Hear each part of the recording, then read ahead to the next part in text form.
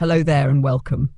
Tonight, allow me to lead you gently into the hidden folds of the past, where the passage of time softens sharp edges, where history is hushed and shadowed, and where each tale drifts like mist across a sleeping meadow. Find your quiet corner now. Perhaps draw the blanket a little closer, let your thoughts slow and your breath deepen. We're about to begin a journey into the lives of kings, not the noble-hearted or the triumphant, but the most controversial monarchs of the medieval world, the rulers who confounded their people, baffled the chroniclers, and left behind legacies wrapped in both glory and shame. These were not simple villains or misunderstood heroes, but men caught between ambition and consequence, shaped as much by their age as by their desires. And now, let's begin. In the 12th century, under the heavy skies of England, the name King John stirred unrest, even as it echoed through the royal halls. The youngest of 5 sons born to Henry II and Eleanor of Aquitaine, John was never meant to rule. His nickname in youth, Lackland, reflected not only his lack of inheritance, but perhaps in time, his lack of direction. His rise to power was not marked by grandeur, but by the accidents of fate, the deaths of his elder brothers, and the internal divisions that plagued his family. When Richard the Lionheart died without a legitimate heir, the crown settled somewhat uneasily on John's brow. His coronation in 1199 was not met with unanimous cheers, but with hesitation, as nobles and commoners alike remembered the whispers of his betrayals and the shifting nature of his loyalty. Still, a king he was now, and with the crown came burdens that few could bear lightly.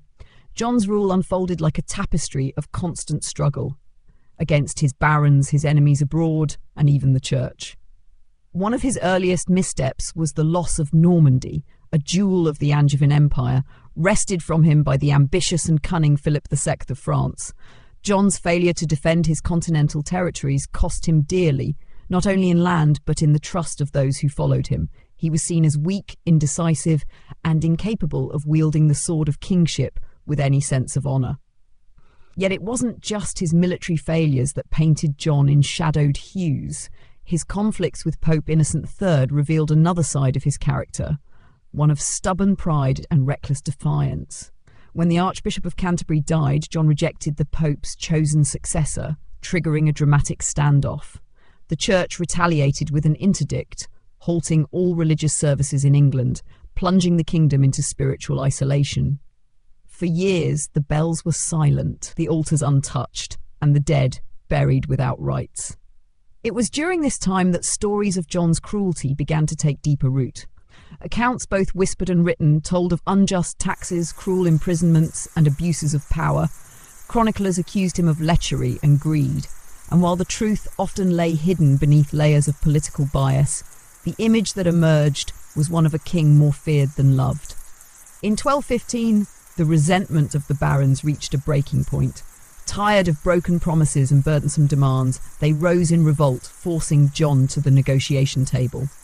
At Runnymede, under the watching eyes of both allies and traitors, John set his seal upon the Magna Carta, a document that would echo through the centuries as a cornerstone of constitutional thought. And yet, even this moment of reluctant compromise was marred by deceit. John had no intention of honouring the charter, and civil war erupted soon after. The final years of his life were marked by bitter conflict and a gradual, sullen decline. Chased from stronghold to stronghold, suffering defeats and betrayals, John retreated ever further into the shadows of his reign. In 1216, with illness tightening its grip, he lost the crown jewels, quite literally, in the rising tides of the Wash, a symbol of how far his fortunes had fallen. He died that same year, worn and weakened, leaving behind a country divided and a throne passed to a boy king, Henry III.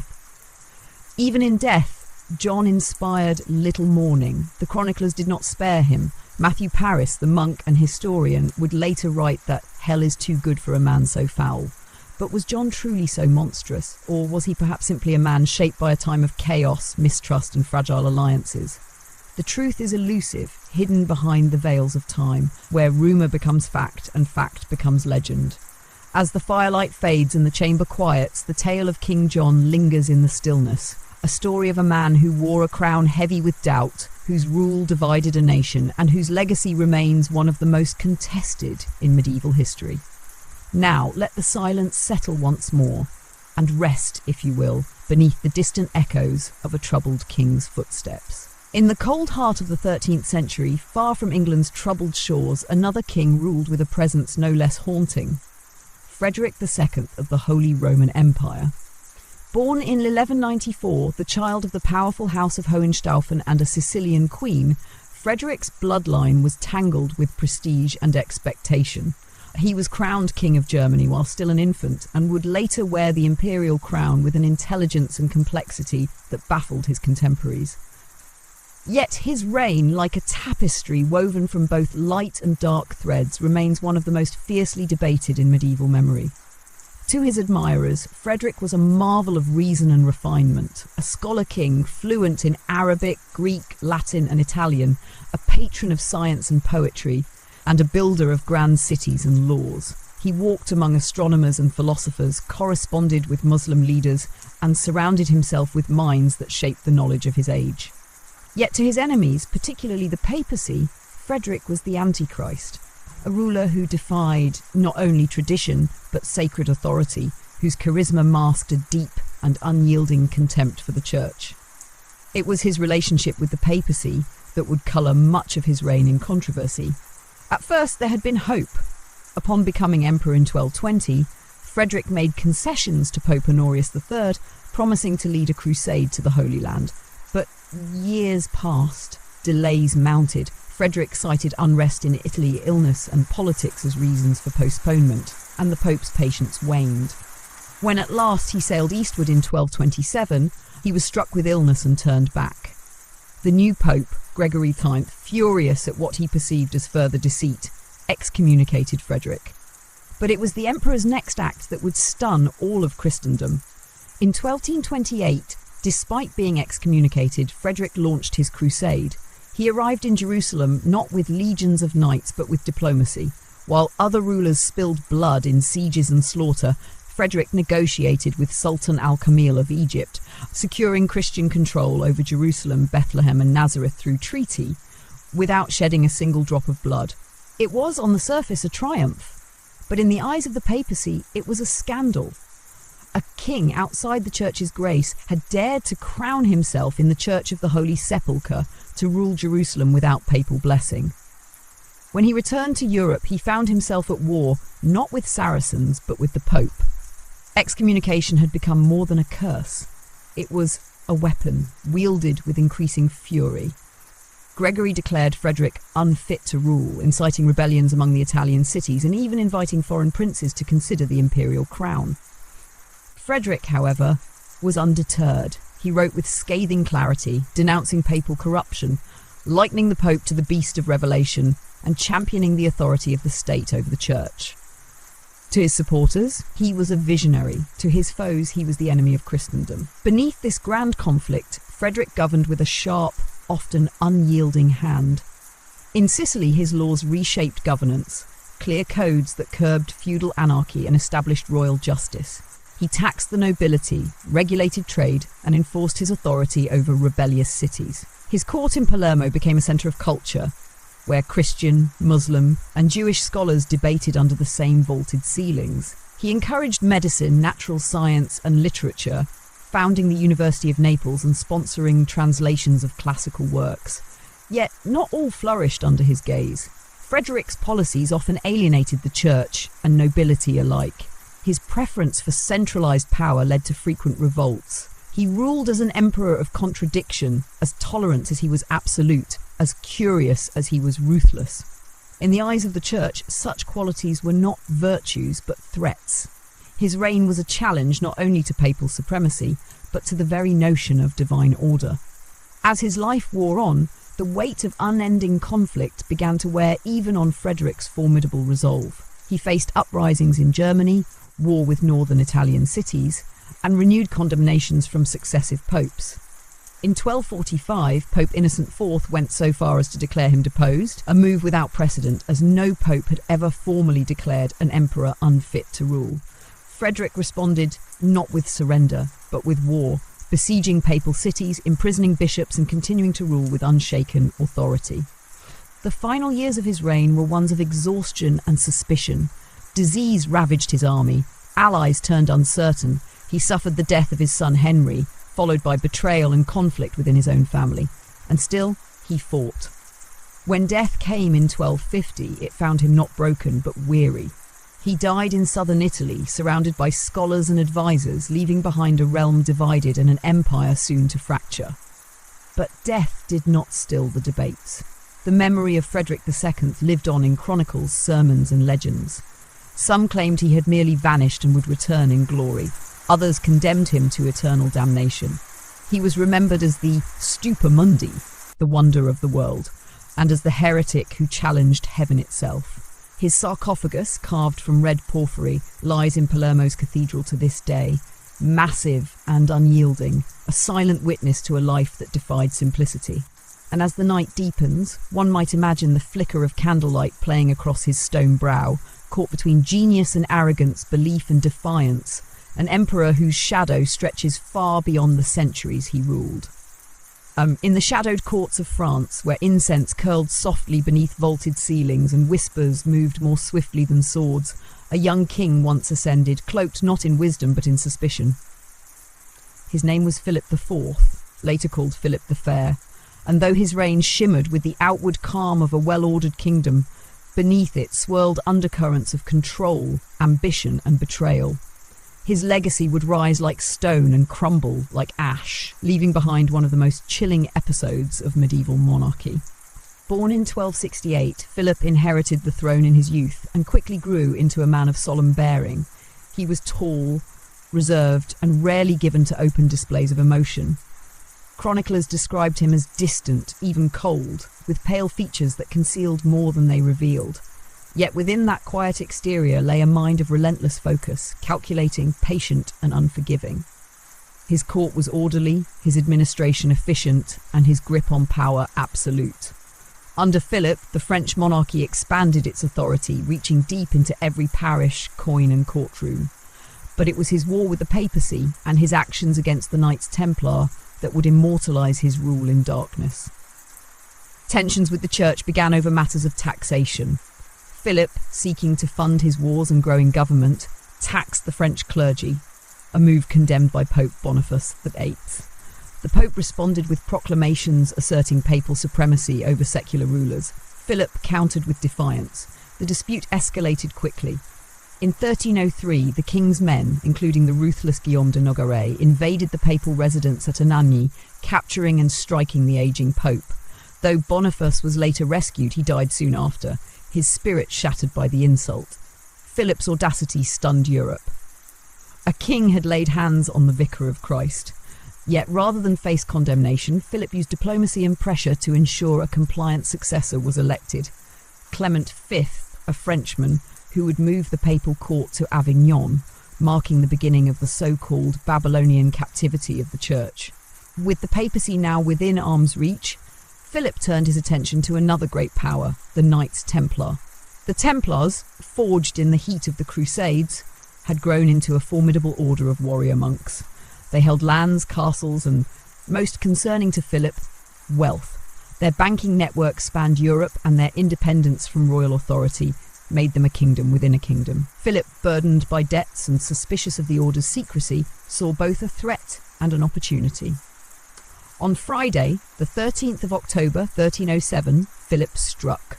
Under the veil of night, hundreds of Templars across France were arrested in coordinated raids.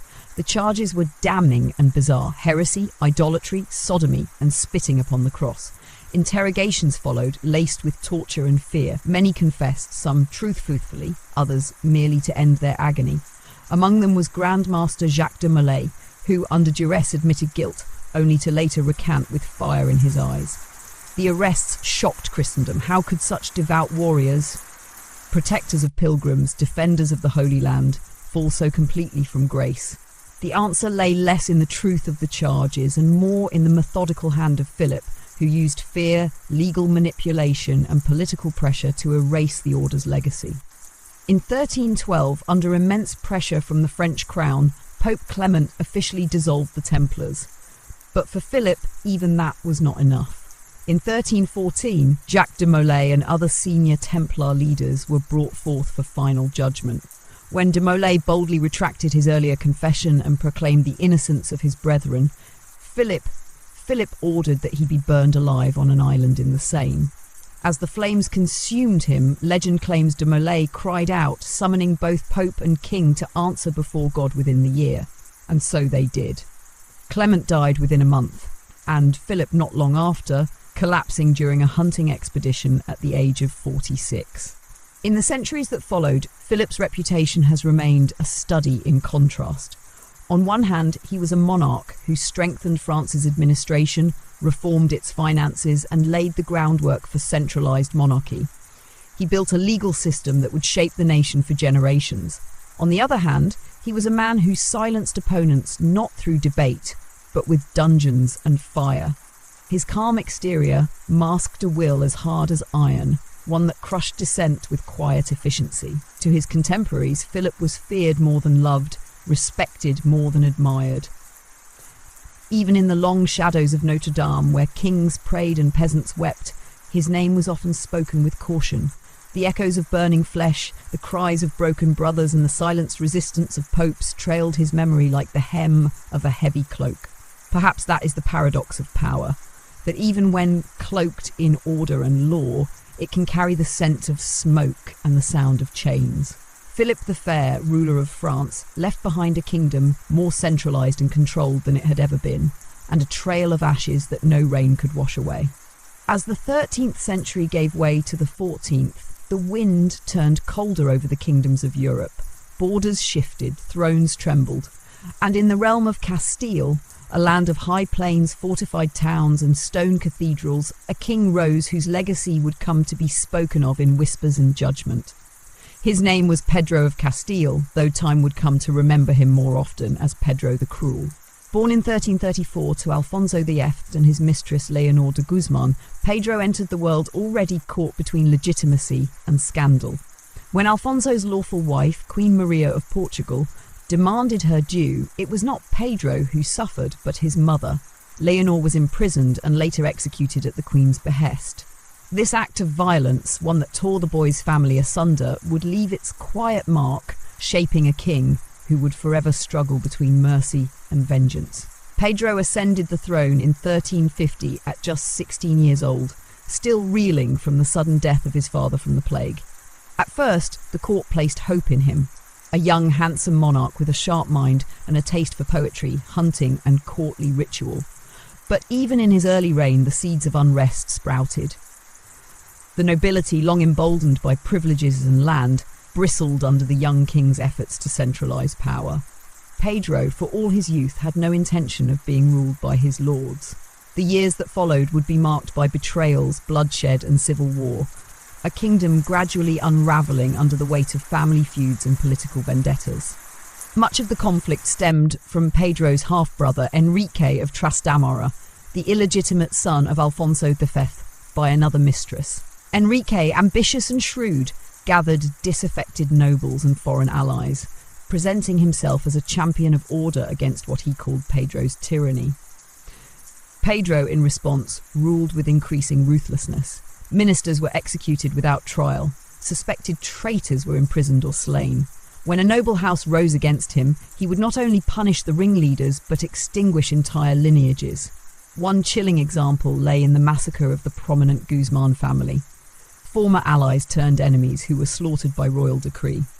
To Pedro, power was a blade, and he wielded it without apology.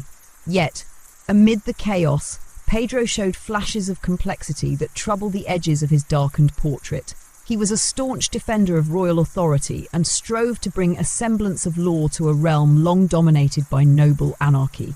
He respected the courts and attempted to reduce arbitrary taxation. Unlike many of his peers, he showed tolerance, even protection, for Castile's Jewish population, offering them sanctuary and official posts, while others stoked violence and persecution. To some, this earned him the name Pedro the Just. But justice in his hands was not always kind. It was often swift, personal, and final. Nowhere was this duality more stark than in his personal life. Pedro married Blanca of Bourbon, a union arranged for political stability, but almost immediately he rejected her, accusing her family of treachery. He confined her to a castle, and she remained a prisoner for years. Meanwhile, Pedro lavished affection on Maria de Padilla, his mistress and, some claim, his true wife. Their relationship defied courtly expectations, and after her death, Pedro ordered she be buried with royal honours, posthumously declaring her queen. Whether this was an act of deep love or calculated legitimacy, none could say with certainty. The kingdom's divisions deepened. Enrique, with support from France and Aragon, mounted a full rebellion. In 1366, Pedro was forced to flee and Enrique claimed the throne. But Pedro would not yield so easily. He sought aid from Edward, the Black Prince of England, who agreed to restore him in exchange for gold and promises. Together they marched into Castile, defeating Enrique's forces at the Battle of Nájera. Victory, however, proved hollow. Pedro's treasury was empty. His promises to his English allies went unmet. The Black Prince, sick and disillusioned, withdrew. Left isolated, Pedro once again found himself hunted, and in 1369 the end came swiftly. He was betrayed by his own men and cornered at Montiel, where Enrique awaited. Under the pretense of negotiation, Pedro was lured into a tent. What happened next became the stuff of grim legend. The two half-brothers, bound by blood, divided by hate, came face to face. A scuffle broke out. Blades were drawn, and in the flickering firelight it was Enrique who struck the fatal blow. Pedro's body was stripped, his rings taken, his corpse unceremoniously buried. Enrique, now king, would claim to have liberated Castile from tyranny. But even his supporters could not fully erase the memories of Pedro's reign, a rule both feared and, by some, mourned. For all his cruelty, Pedro had tried to strengthen the crown, to impose order upon feudal chaos, and to defend the persecuted. He failed not for lack of resolve, but perhaps for excess of it. His memory remained fractured. To some, he was a tyrant whose name darkened every record. To others, he was a king ahead of his time, undone by treachery and the savagery of civil war. His tomb, once neglected, now rests with honour in Seville's royal chapel, a silent reminder of a king whose justice walked too closely with cruelty. Beyond the icy northern waters and across the fjords where pine forests met the sea, a kingdom once trembled beneath the hand of a monarch whose name still kindles unease in the heart of Scandinavian memory. He was Eric of Pomerania, a king of 3 realms, crowned amid hope, yet remembered for the weight of his downfall. In the early 15th century, as the Kalmar Union bound Denmark, Sweden and Norway into a fragile unity, Eric stood at its helm, a man whose ambition outpaced his grasp, and whose reign would become a lesson in the perils of pride. Born around 1382 in the Duchy of Pomerania, Eric was a distant relation to Queen Margaret I of Denmark, a formidable ruler who had unified the Scandinavian crowns through political skill and martial discipline. Childless and wary of division, Margaret selected the young Eric as her heir, training him in statecraft from a tender age. At just 7 years old, he arrived in Denmark, a boy marked for greatness. By his early teens, he was crowned King of Norway, and in the years to follow, king of both Denmark and Sweden as well, a triple coronation that crowned him monarch of the Kalmar Union. But Eric was never truly his own master until Margaret's death in 1412. Until then, he stood in her shadow, learning governance under her stern eye. When she passed, the crown rested solely upon his head, and it was then that the full measure of his rule began to unfold. A rule soon marked by division, taxation, and the erosion of trust.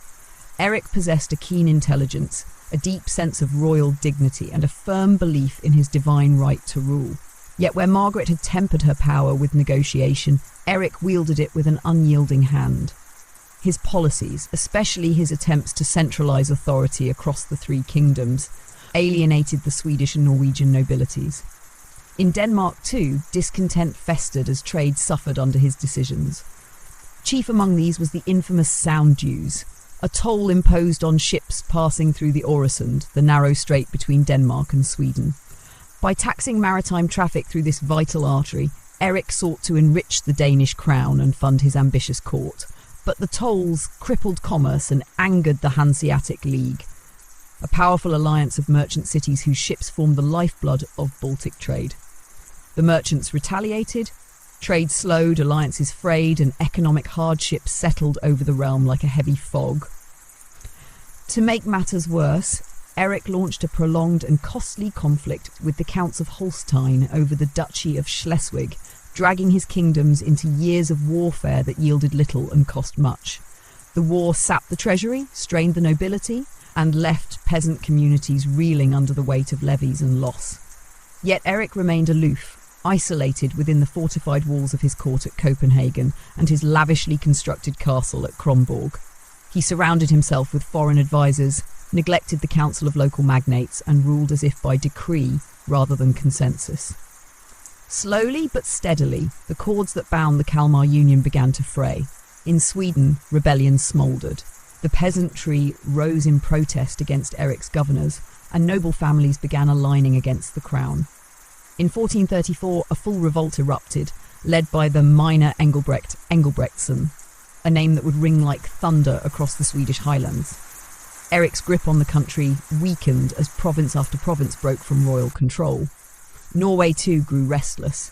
Though slower to rise, its nobles began questioning the value of a union dominated by a distant, often absent king. Denmark itself, though Eric's homeland by adoption, saw unrest in the form of baronial resistance. The king, once hailed as a unifier, now stood at the centre of a crumbling alliance.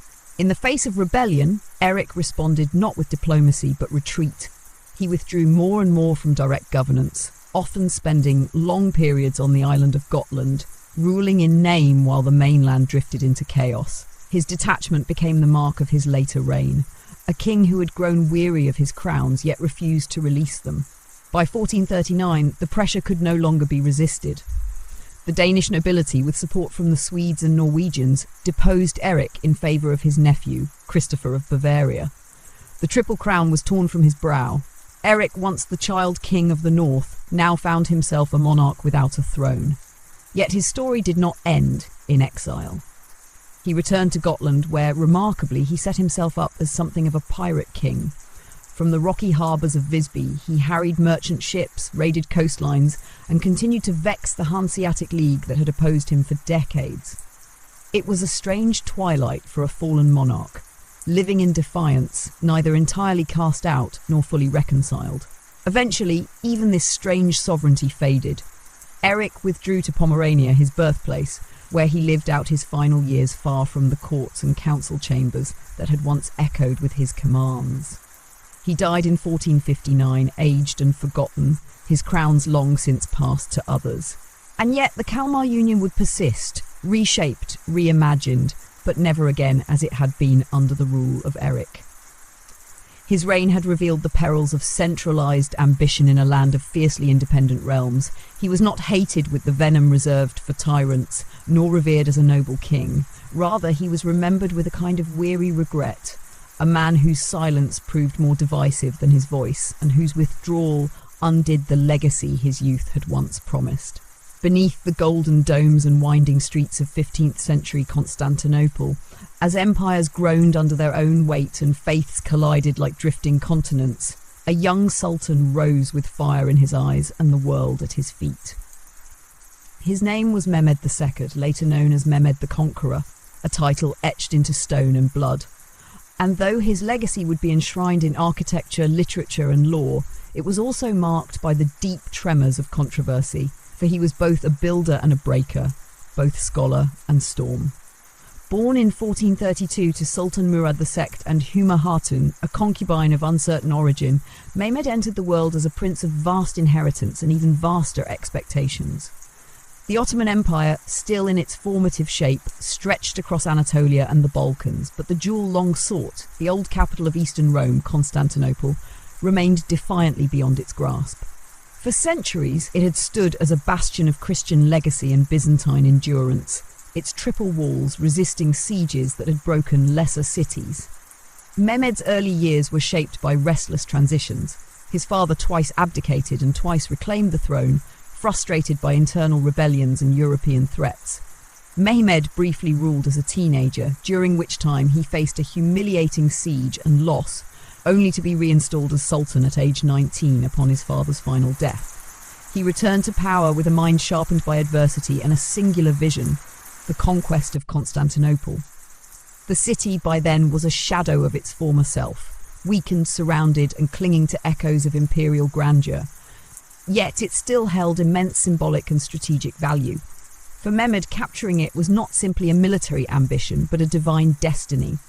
He studied Roman histories, fortified his forces, and commissioned massive cannons, some of the largest ever built, capable of toppling even the Theodosian walls. In April 1453, the siege began. For 53 days, Mehmed's forces surrounded the city. The defenders, led by Emperor Constantine VIII, fought valiantly, holding against superior numbers. Byzantine priests led prayers through the crumbling churches, while Mehmed, in his tent, invoked divine favour and studied maps by lantern light. Finally, on the 29th of May, his army broke through. The city fell. What followed was a moment of triumph and of terror. For 3 days, Constantinople endured the plunder promised to the conquering army. Churches were desecrated, palaces looted, and civilians taken as spoils. The Hagia Sophia, once the greatest cathedral of Christendom, was converted into a mosque. Yet amidst the chaos, Mehmed arrived, riding through the streets not as a barbarian, but as a ruler claiming his new capital. He halted the sack, restored order, and offered protection to those who remained. To many in the Islamic world, this conquest was the fulfillment of prophecy. To others, particularly in Europe, it was a cataclysm. The last vestige of the Roman Empire had fallen, and a new power now stood at the edge of Christendom, draped in crescents and steel. The young Sultan, now just 21, was hailed as the Caesar of a new age. But Mehmed was not content with conquest alone. He embarked on a grand transformation of the city, which he renamed Istanbul. He repopulated it with people from across his empire, Christians, Jews, and Muslims alike. New mosques rose alongside old churches, laws were restructured, trade routes revived. He envisioned a cosmopolitan capital that reflected both his might and his vision. Still, his rule was not without shadows. He ruled with absolute authority and was quick to silence dissent. His half-brother was executed to secure the throne, setting a precedent for the grim law of fratricide that would haunt the Ottoman line. Political rivals, both internal and foreign, were dealt with decisively. Mehmed expanded his territory through brutal campaigns in Serbia, Wallachia, and Anatolia. He used diplomacy when it suited him, and war when it did not. Perhaps his most haunting conflict was with Vlad III of Wallachia, later known as Vlad the Impaler. Their battles were more than military encounters. They were contests of terror and defiance. Vlad, once a hostage in the Ottoman court, turned fiercely against his former patrons. His brutal tactics and impalement of thousands of Ottoman soldiers shocked even Mehmed, who eventually marched north to subdue him. The campaign left forests of corpses and a bitter legend that would echo into modern myth. Despite such horrors, Mehmed remained a patron of culture. He invited artists, scientists, and theologians to his court. He read Latin and Greek, corresponded with Renaissance humanists, and employed architects whose designs would reshape the skyline of Istanbul. He sought not just an empire of land, but of ideas. In 1481, Mehmed died suddenly under mysterious circumstances while preparing for yet another campaign. Some whispered of poison, others suggested divine punishment. He left behind a son, Bayezid II, and a realm that spanned 2 continents. In the years after his death, scholars would debate his legacy. Was he a tyrant masked in civilization, or a visionary surrounded by necessity? He had brought down the Roman Empire, reshaped the world map, and elevated his court into a beacon of law and literature, all while commanding loyalty through awe and fear. Even centuries later, his name remains tethered to a turning point. In the space of one reign, the medieval world edged into something new, and Mehmed, the conqueror, stood at its crossroads, cloaked in glory and shadow alike. As dawn crept over the russet-tiled rooftops of 15th century England, a crown shifted once more, and with it came one of the most divisive figures ever to sit upon the English throne. His name was Richard III, a monarch whose brief, turbulent reign would give rise to centuries of speculation, condemnation, and reluctant fascination. Villain to many, martyr to some, Richard remains a puzzle at the heart of England's long and blood-stained tapestry of monarchy. He was born in 1452 at Fotheringhay Castle, the 11th of 12 children to Richard, Duke of York, and Cecily Neville. From the beginning, his life was shaped by the turmoil of the Wars of the Roses, that decades-long conflict between the rival houses of York and Lancaster for the crown of England. A boy raised in exile, Richard watched as his father and elder brother Edmund were killed at Wakefield, and then, only months later, as his eldest brother Edward seized the throne as Edward IV. Richard served Edward loyally. As Duke of Gloucester fought with grim effectiveness in battle and governed the north of England with diligence and stern justice. His reputation was one of martial skill and administrative strength. Yet behind his loyalty, some sensed a mind that watched and waited, weighing every change in the wind. When Edward IV died unexpectedly in 1483, a storm gathered over England. His heir, the 12-year-old Edward V, was too young to rule, and Richard, named Lord Protector, stepped into the void. What happened next remains one of the most enduring and contested episodes in English history. Richard escorted the boy king and his younger brother, Richard of Shrewsbury, to the Tower of London, a traditional residence for monarchs awaiting coronation. But the coronation never came. Days turned into weeks, and rumours began to stir. Richard declared his nephews illegitimate, citing a pre-contract of marriage between Edward IV and another woman before his union with Elizabeth Woodville. Parliament, through the act known as Titulus Regius, accepted the claim. Richard was crowned king in July. The young princes, however, were never seen again. Their fate became a void into which all manner of fear and theory poured. Were they murdered on Richard's orders to secure his claim? Were they spirited away in secrecy, victims of a crueler plot? Chroniclers of the Tudor age, most notably Thomas More, would later paint Richard as the scheming uncle, the hunchbacked usurper who smothered innocence for power. Shakespeare, writing more than a century later, would immortalise that vision, giving the world a Richard who crawled from deformity to regicide, crying for a horse at Bosworth's bitter end. But was the truth so cleanly drawn? Contemporary accounts offer contradictions. Some noted Richard's swift legal reforms, his introduction of bail procedures and efforts to curb corrupt land seizures. Others praised his piety and charity. His reign, short though it was, saw attempts at fairer taxation and efforts to address grievances from the north, and yet all such acts were overshadowed by suspicion. Even among the nobility, Richard never fully commanded loyalty. In October of 1483, a rebellion rose in the name of Henry Tudor, a distant Lancastrian claimant then living in France. The revolt faltered, but it revealed deep fissures in Richard's support.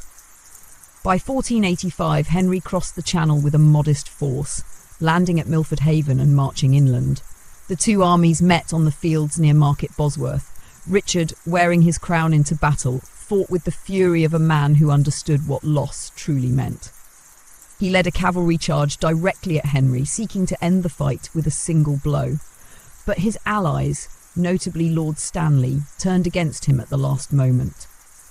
Surrounded, Richard fought on foot until he was struck down. His body, stripped and slung across a horse, was paraded through Leicester. Buried without ceremony beneath the floor of Greyfriars Church, his remains were lost for centuries, until 2012, when they were discovered beneath a parking lot, twisted in death, bearing the wounds of his final stand. Richard's skeleton showed signs of scoliosis, but not the grotesque deformity later mythologized. There was no withered arm, no clawed hand, only the curved spine of a man likely self-conscious, but not monstrous. The findings sparked fresh debate. Could it be that the darkest tales of his ambition were coloured more by Tudor propaganda than truth? In death, Richard III was granted the dignity he never fully received in life. In 2015, more than 5 centuries after Bosworth, his remains were reinterred at Leicester Cathedral, beneath a simple stone inscribed with his name and the words, "Loyal to me lie, loyalty binds me." For a king remembered through the lens of treachery and murder, it was a curious epitaph. Yet perhaps in the quiet space between history and legend, it holds a strange kind of truth. Richard was a man shaped by war, shadowed by family strife, and swallowed by a crown he never truly claimed without stain.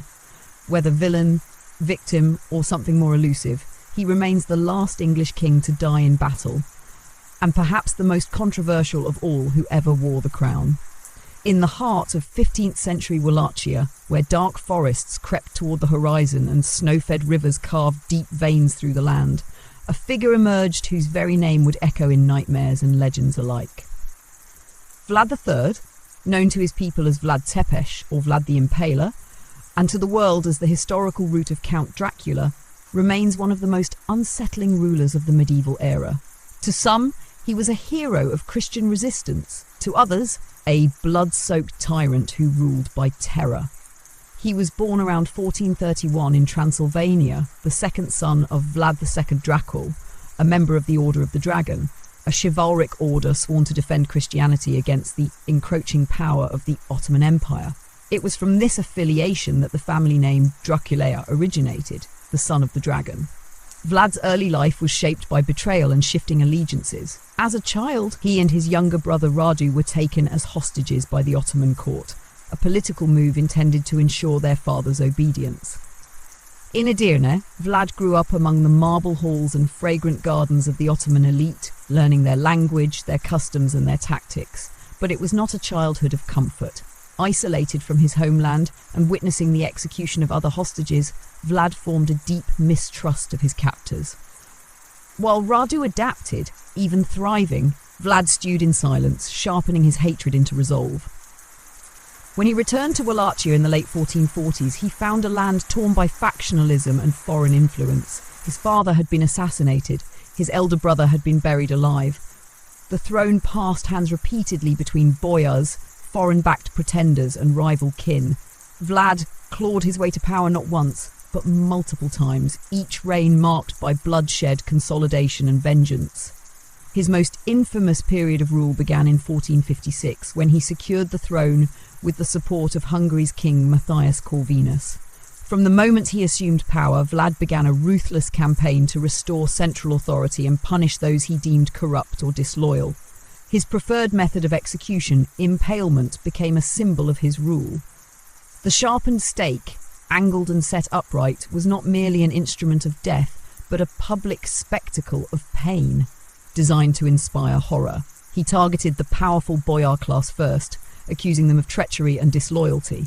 Many were rounded up during a feast and marched to the mountains, forced to build his fortress at Poenari. Those who resisted, or merely failed to obey, were executed. Entire villages were impaled as warnings to others. Criminals, vagrants, and suspected conspirators met the same fate. His justice was not blind, it was searing, direct, and absolute. Yet, for all his cruelty, there was order. Merchants could travel without fear of banditry. Roads were made safe through fear. A legend tells of a golden goblet left on display at a public fountain, untouched for months. Under Vlad's rule, even the most desperate dared not steal. But it was his defiance of the Ottomans that truly marked his name in history. In 1462, Sultan Mehmed II, the very conqueror of Constantinople, marched a vast army into Wallachia to bring the recalcitrant prince to heel. Vlad responded with a campaign of guerrilla warfare, ambushes and psychological terror. He poisoned wells, burned fields, and released prisoners infected with plague into the Ottoman ranks. One night, under cover of darkness, Vlad launched a daring night raid on the Sultan's encampment, attempting to kill Mehmed himself.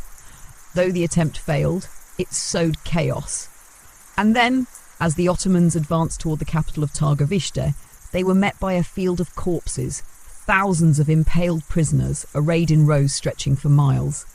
The forest of the impaled stunned even the hardened Ottoman soldiers. Mehmed turned back, yet this victory did not solidify Vlad's rule. The nobility remained wary, his cruelty alienated allies, and his brother Radu, favoured by the Ottomans and more pliable to foreign interests, was sent to replace him. Vlad fled, seeking aid from Hungary. Instead, he was imprisoned. He remained in captivity for over a decade, during which time Europe learned of his deeds through pamphlets and tales, some real, others grotesquely exaggerated. German printers circulated stories of his cruelties, of boiling people alive, of mutilations, of feasts among the dying. Whether propaganda or fact, these accounts cemented his reputation across the continent. In 1476, Vlad was briefly restored to power with the support of Hungarian forces. But within months he was killed, ambushed by enemies while riding in battle. His head was severed and sent to the Sultan in Constantinople as proof of his death. His body, they say, was buried at the monastery of Snugov, though the grave remains unmarked, the bones unconfirmed. And so he passed, neither fully monster nor holy martyr, but something stranger.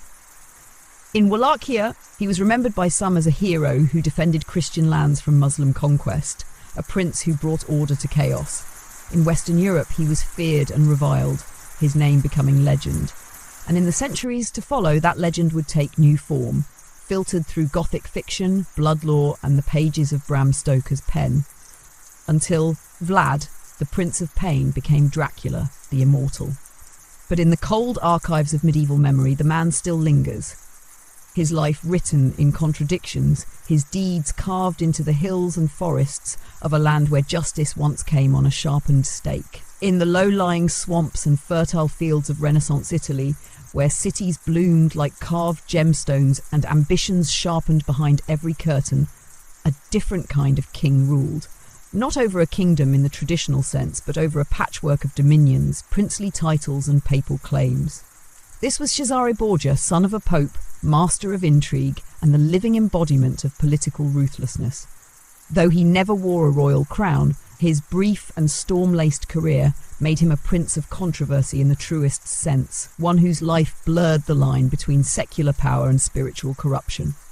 Born in 1475 to Rodrigo Borgia, a Spanish nobleman who would later become Pope Alexander VI, Cesare entered a world where bloodlines were both a shield and a curse. His birth was illegitimate, yet openly acknowledged.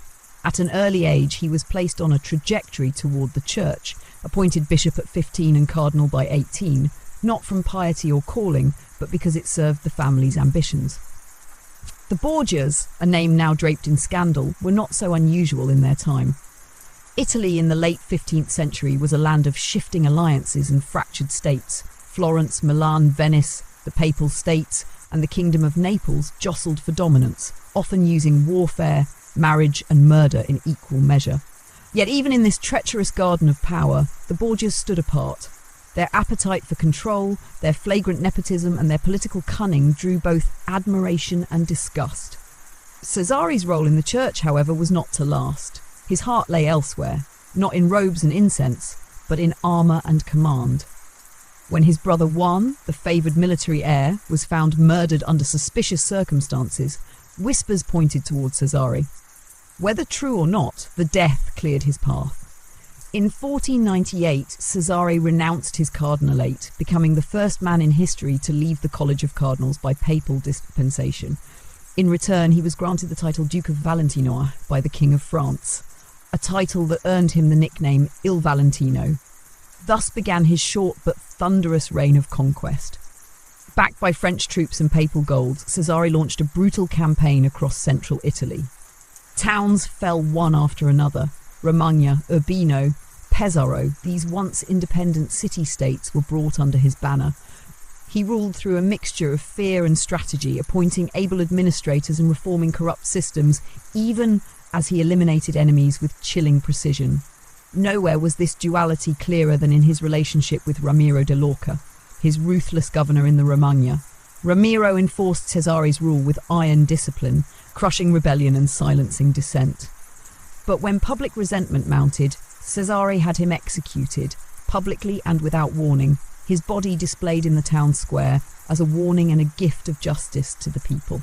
Machiavelli, who observed much of Cesare's rule firsthand, would later write admiringly of this manoeuvre in The Prince, holding it as a model of calculated leadership. Cesare was handsome, charismatic, and terrifying. Dressed in silks and steel, he charmed diplomats, seduced noble women, and inspired loyalty in soldiers. He was a patron of the arts and a planner of cities, yet at every step he walked a path lined with betrayal. His alliances were fragile. His reputation, though formidable, bred hatred as often as respect. He moved like a storm, brilliant and destructive, his rise inseparable the fortune of his father, Pope Alexander VI. That fortune turned in 1503. Alexander VI died suddenly, perhaps poisoned, though some claimed malaria. With his death, Cesare's power began to unravel. The new Pope, Julius II, was his enemy. The French, his former allies, abandoned him. Wounded by illness, betrayed by allies, Cesare was imprisoned and eventually exiled to Spain. There, his final chapter played out not with grandeur, but with grit. Escaping from prison, he entered the service of his brother-in-law, the King of Navarre. He fought valiantly in a campaign against rebellious towns, and it was in one such skirmish at the castle of Viana that he died, ambushed while riding too far ahead of his men. He was just 31. His body was stripped and left exposed, a final insult to a man who once imagined himself the founder of a new Roman dynasty. Over time, his grave was moved, disturbed, and finally forgotten.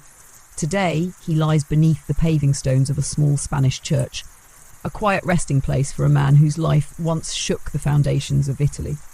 Cesare Borgia's name still conjures images of poison and dagger, of dark halls and whispered plots. But he was more than a villain painted in lurid strokes. He was a creature of his age, a prince without morality perhaps, but with vision. He saw what others could not, that Italy's fragmented states could be unified under strength. And though he failed, he left behind a model that others would follow. To Machiavelli, he was the ideal ruler, not because he was good, but because he was effective. To the church, he was a scandal never fully expunged. And to the annals of history, Cesare Borgia remains a shadow in crimson, a man who sought the world and gambled everything for it. In the highlands and lowlands of early 16th century Scotland, where the mists rolled like weary sighs across heathered moors and stone towers clung to hillsides, the name of James V would come to evoke a curious blend of poetry and pain. Born into turmoil and crowned as an infant, James lived not as a warrior king or a great unifier, but as a ruler ensnared in debts, secrets, and the long shadow of royal expectation. His reign would see both cultural flowering and political fracture, a quiet storm that left his kingdom battered and uncertain. He was born in April of 1512, the son of James IV and Margaret Tudor, sister to England's Henry VIII. This royal union was meant to secure peace between Scotland and England, yet less than a year later, the peace lay in ruin. James IV, answering France's call for aid, marched south and met his end at Flodden Field, a battlefield soaked with Scottish blood. His body, unclaimed and unburied in England, marked the fall of a king. His infant son, James V, was just 17 months old when he became king. The kingdom, left in the care of regents and rival factions, drifted through uncertainty. The boy king was more a symbol than a sovereign in his early years. Nobles vied for influence, alliances shifted, and the borderlands grew restless. His mother, Margaret, remarried and fell in and out of favour, while Scottish lords plotted and postured in the shadows. James grew up amid this turbulence, educated, wary and observant. He was crowned formally at Stirling Castle in 1513, though true power eluded him until he reached his majority.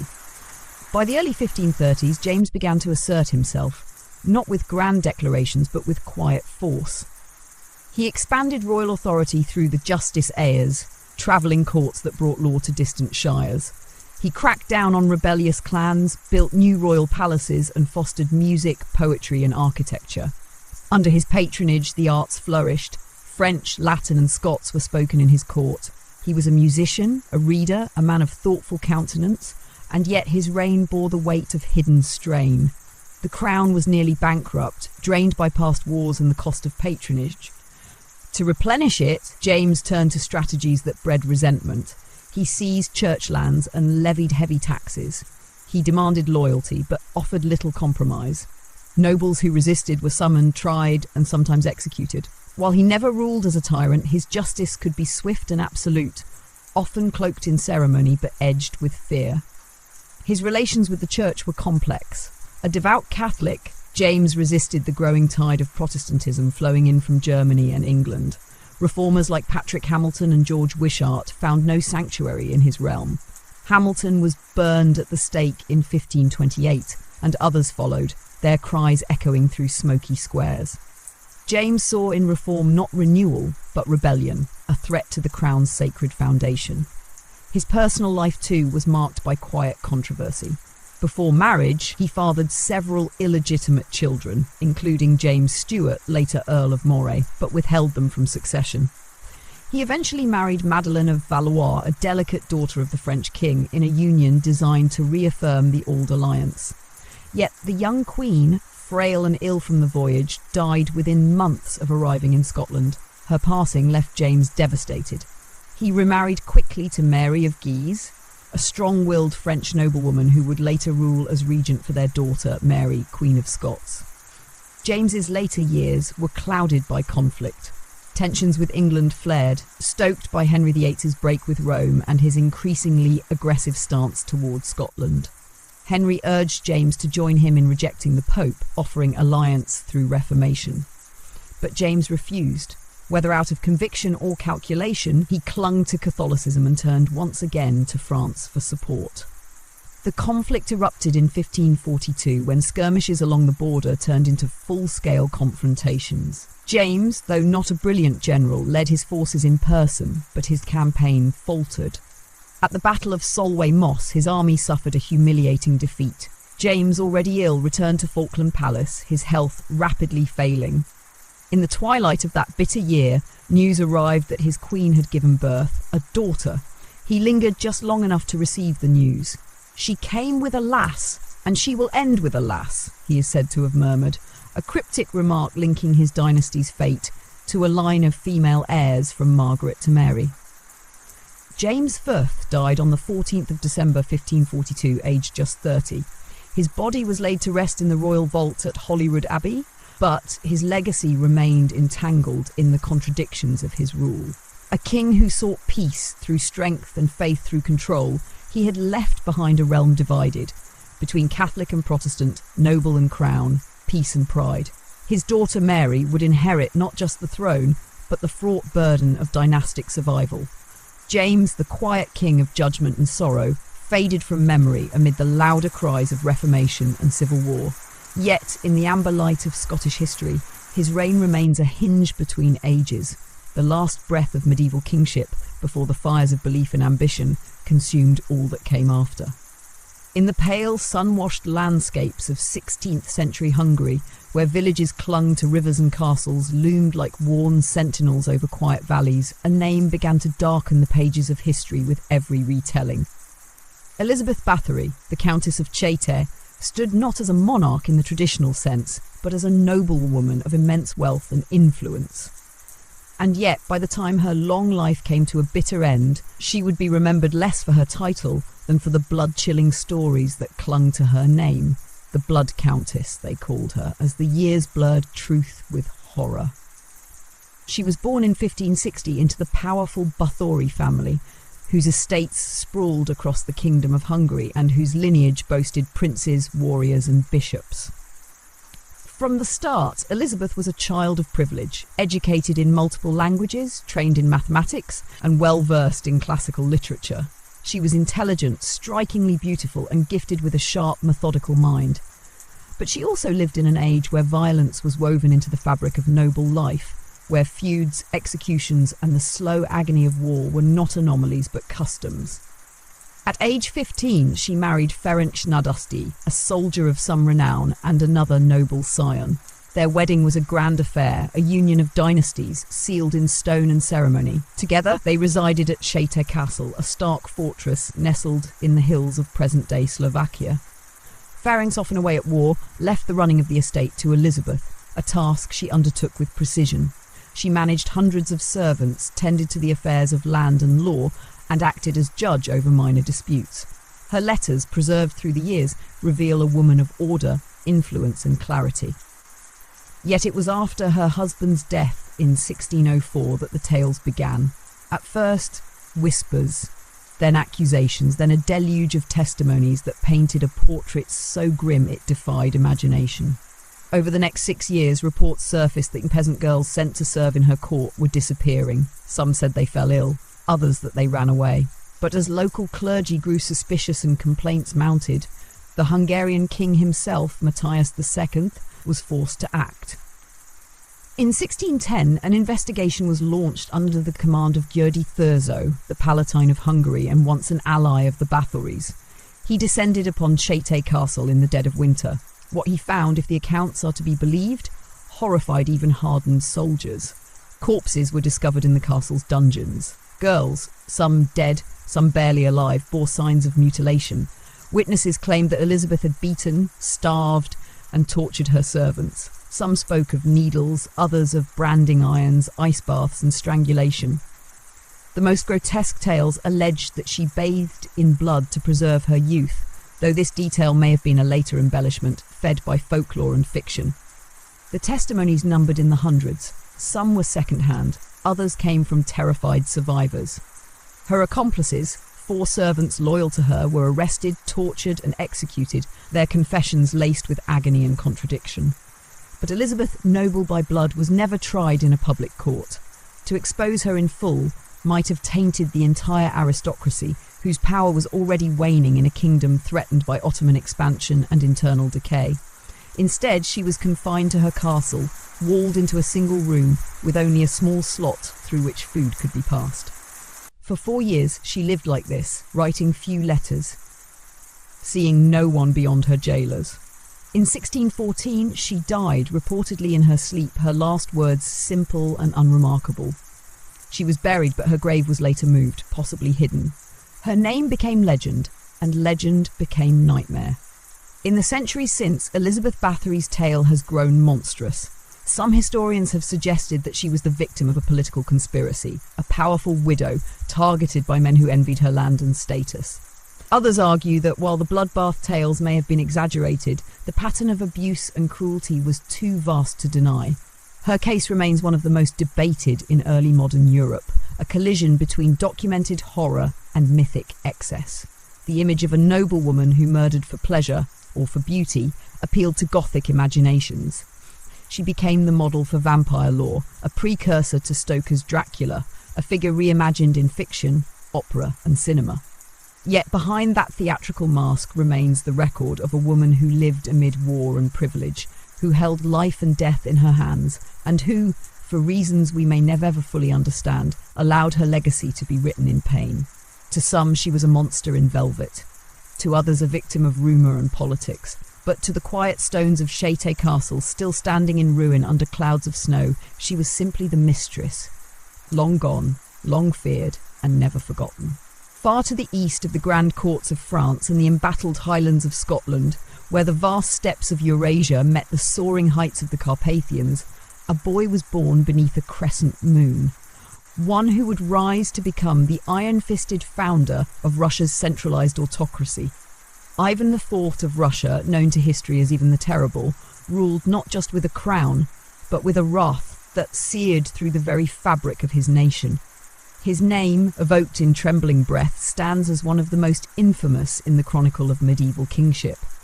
Ivan was born in 1530 to Grand Prince Vasily III and Elena Glinskaya, a mother of Lithuanian noble descent. His early years were shaped by uncertainty and suspicion. When his father died in 1533, Ivan was only 3 years old.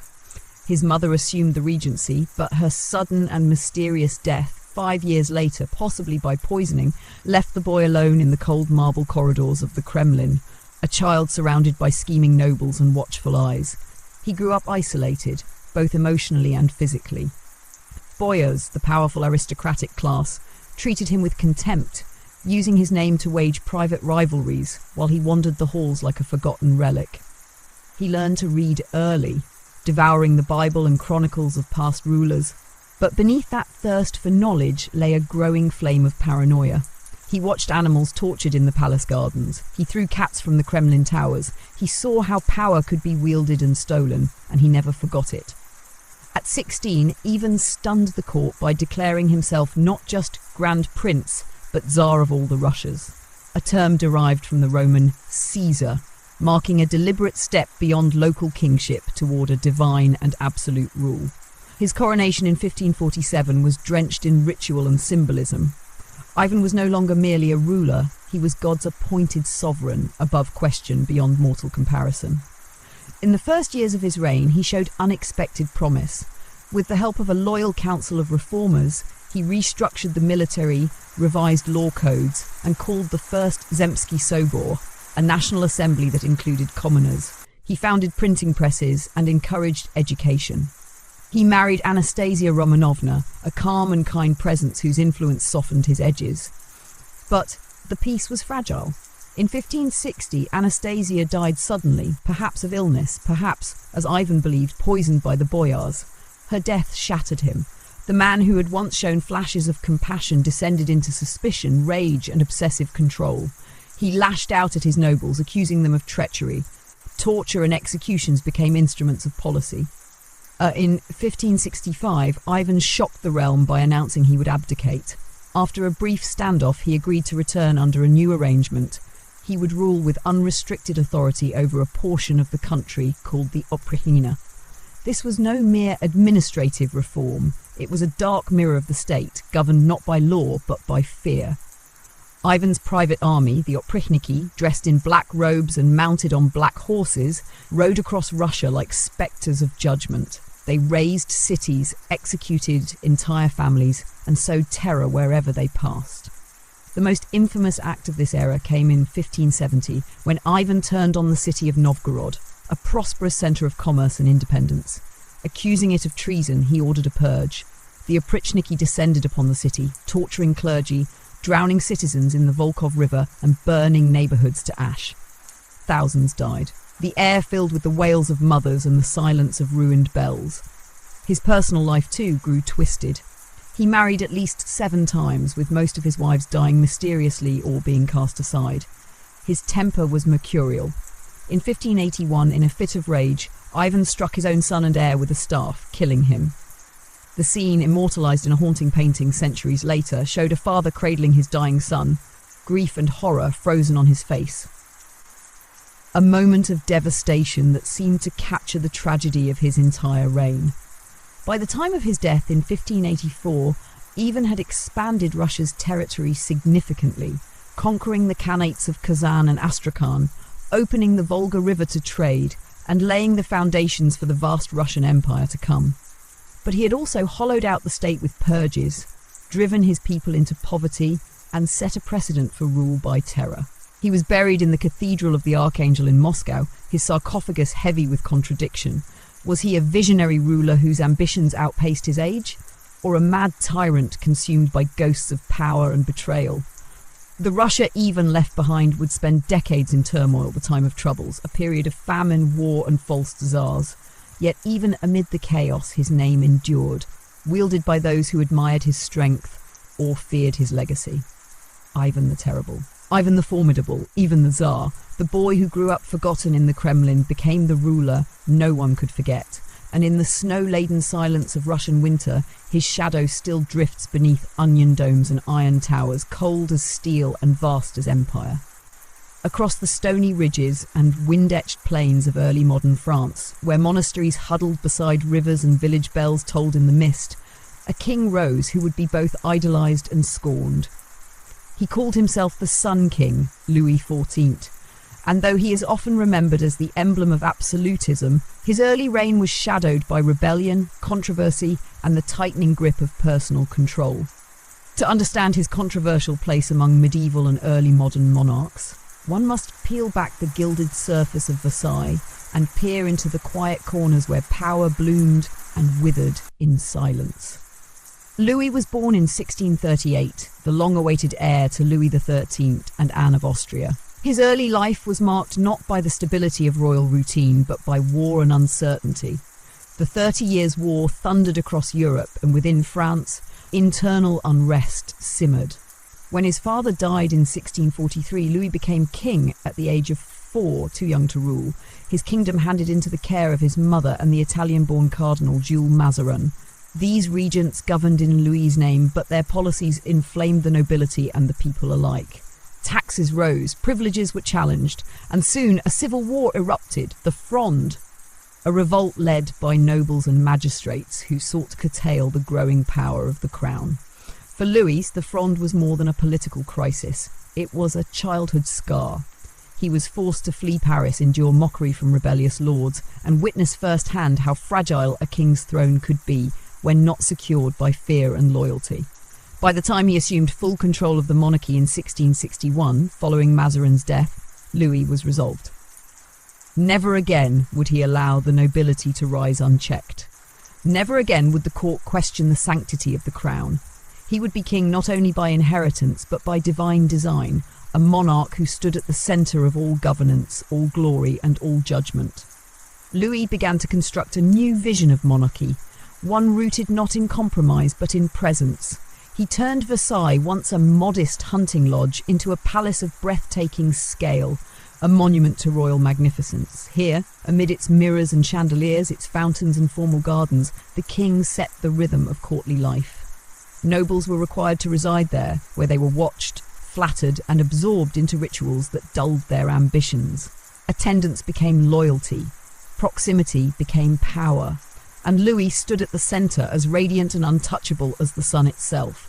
Yet beneath the choreography of court life, a more troubling legacy unfolded. Louis's wars, of which there were many, drained the treasury and left the countryside bruised. His campaigns against Spain, the Dutch Republic, and the Holy Roman Empire expanded French influence, but at terrible cost. Villages were razed, fields left fallow, and generations of men lost to the grind of endless conflict.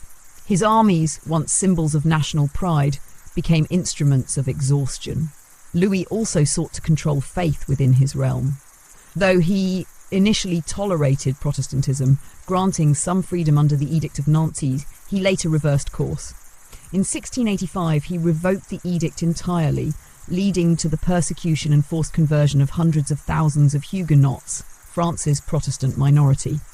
Churches were destroyed, schools were closed, those who refused baptism were imprisoned or killed. An estimated 200,000 fled the country, taking with them their skills, wealth, and bitterness. France, for all its splendour, was poorer for their absence. This religious intolerance, wrapped in the language of unity and divine right, became one of the darkest shadows of his reign. It revealed not only the king's desire for control, but his inability to imagine a kingdom that did not mirror his own conscience. Even in his personal life, Louis stirred controversy. His many mistresses, most famously Madame de Montespan and Madame de Maintenon, wielded influence behind gilded curtains. Some bore him children who were later legitimised, blurring the lines between royal blood and royal favour. His secret marriage to Madame de Maintenon, after the death of his queen, though never publicly acknowledged, further stirred speculation. Court life became a theatre of rivalries, gossip and manoeuvring, with whispers often louder than proclamations. As age advanced and his body weakened, Louis began to confront the cost of his long reign. He outlived nearly all of his legitimate heirs, watching his son, grandson and great-grandson perish in succession.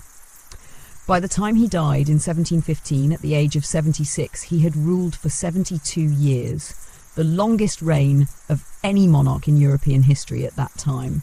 He left the throne to a 5-year-old boy, his great-grandson Louis XV, and a nation wearied by grandeur, wary of war, and quietly haunted by debt and famine. The gilded ceilings of Versailles remained intact, but outside its gates, peasants muttered in hunger, and historians began to whisper of the cost of absolute power. Louis XIV had transformed France, administratively, culturally, and militarily. He had elevated the monarchy to divine heights. Yet in doing so, he sowed seeds of discontent that would one day grow into revolution. He was both architect and prisoner of his own design, a ruler who illuminated the stage while darkening the wings. To some, he was the greatest of kings. To others, a tyrant draped in lace. And in the amber twilight of his legacy, his name still flickers, not as a flame, but as a reflection, caught forever in the mirrors of his own making. In the sprawling reaches of the Iberian Peninsula, where golden fields kissed the horizon and ancient cathedrals echoed with chants in Latin, there rose a monarch whose legacy would span continents and centuries. His name was Philip II of Spain, a king who ruled not only over Spain, but over an empire upon which the sun famously never set. And yet, for all his dominion, Philip's reign was shadowed by religious persecution, political blunders, and a deep, brooding intensity that made him both feared and misunderstood. He was a man of immense devotion, of calculated silence, and of decisions that would stir controversy long after his bones were laid to rest. Born in 1527 to Emperor Charles V and Isabella of Portugal, Philip inherited from his father not only vast territories, but an imperial vision rooted in Catholic order and dynastic ambition. From the beginning, he was raised not to shine in battle or charm the court, but to think, to plan, to govern. He was a man of shadows and paper, preferring the solitude of his study to the glitter of ceremony, his mind moving behind the stillness of his eyes, like clockwork behind glass. When Charles abdicated, the division of the Habsburg inheritance split the empire. Philip took Spain, the Low Countries, Naples, Milan, and the Americas, while his uncle Ferdinand retained the Holy Roman Empire. Thus, Philip became sovereign over more than a dozen realms, linked by allegiance and faith, but fractured by language, culture, and resistance. His challenge was not to conquer, but to hold, to preserve unity under a cross and a crown amid the tremors of a changing world. Philip's reign began in grandeur. He married Mary I of England in 1554, linking two powerful Catholic thrones. But the union bore no heir, and Mary's death 4 years later ended Spanish hopes of permanently securing England under Habsburg influence. Elizabeth I ascended the English throne, a Protestant queen with little fondness for her late sister's husband. From then on, relations between Spain and England unravelled into suspicion, piracy, and eventually war. It was not only in England that Philip faced resistance. In the Netherlands, a region long under Habsburg rule, resentment festered. The Dutch, wealthy and independent-minded, chafed under Spanish taxation and Philip's rigid imposition of Catholic orthodoxy. He sent the Duke of Alva to crush dissent, and the brutal crackdown, marked by executions and repression, sparked open revolt. What followed was a drawn-out, agonising conflict that would bleed Spanish coffers and ultimately end with the emergence of an independent Dutch republic. Religious orthodoxy defined Philip's worldview. He saw himself as the defender of Catholic Christendom against the rising tide of Protestant reform and Muslim influence. The Spanish Inquisition, already a feared institution, grew more active under his rule, rooting out heresy with methodical cruelty. Jews and Muslims who had converted to Christianity, conversos and moriscos, found themselves under constant scrutiny, their lives shaped by suspicion and fear. In 1609, Philip's successor would expel the Moriscos en masse, but it was Philip II who laid the groundwork, sowing mistrust where there might have been coexistence. And then, of course, there was the Armada. In 1588, after years of skirmishes, provocation and clandestine plots, Philip ordered the construction of a grand naval fleet, the Spanish Armada, intended to invade England and depose Elizabeth. It was the culmination of religious fervour, wounded pride, and imperial ambition. The Armada set sail, a force of massive galleons and soldiers, but fate was not kind. English fire ships scattered the formation, storms battered the fleet, poor coordination and bad weather turned a bold campaign into a bitter embarrassment. The Armada limped home, and with it, Philip's dream of subduing England slipped into the waves. Yet Philip was not a man easily broken. He withdrew further into the cloisters of the Escorial, his vast and sombre palace monastery built north of Madrid. There, surrounded by books, relics and silence, he governed by correspondence, issuing thousands of decrees, obsessing over every detail of his empire. He was a king who ruled through paper and prayer, who trusted few and feared the disorder of emotion. Those who met him described a monarch of severe bearing, courteous but impenetrable, devoted yet distant. And still, under his rule, Spain achieved extraordinary heights. The riches of the Americas, silver from Potosi, gold from Mexico, poured into royal coffers. Spanish culture flourished, its art and literature entering a golden age.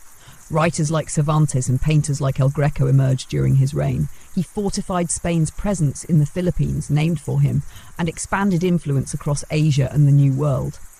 But all came at a price. By the end of Philip's reign, the empire groaned under the weight of debt. Wars in the Netherlands, in England, in France and in the Mediterranean had drained the treasury. Inflation, driven by the influx of silver, destabilised the economy. The bureaucracy, though vast, often moved with glacial slowness. And in the corners of his empire, rebellion still. Philip died in 1598 after years of illness and seclusion. His final hours were spent in agony, his body riddled with gout and ulcers, and he passed within the cold stone walls of the Escorial, the palace he had built not for luxury but for penance. To his supporters he was a holy monarch, the soldier of Christ, the guardian of the one true faith. To his critics he was the architect of decline, a man so consumed by duty and piety that he failed to see the world changing around him. He had held the largest empire on earth in his grasp, and yet even he could not prevent its slow fracturing. Philip II ruled with silence, with ink, with fire. and in the dust of his wake, Spain would struggle to hold together the empire he had so tightly clenched in his trembling hand. In the arid hills and almond groves of 16th century Judea, beneath the rule of a fading Roman Empire, lived a monarch whose name would echo in scripture and scandal alike. Herod the Great, king of Judea by Roman appointment, remains one of antiquity's most controversial figures. A ruler of great architectural ambition and political cunning, he is remembered equally for his brutal paranoia and for the shadow he casts over the earliest stories of the Christian world. Herod was born around 73 BCE into a family of Idumean descent, not quite Jewish in the eyes of many, but tethered to Jewish customs and Roman power.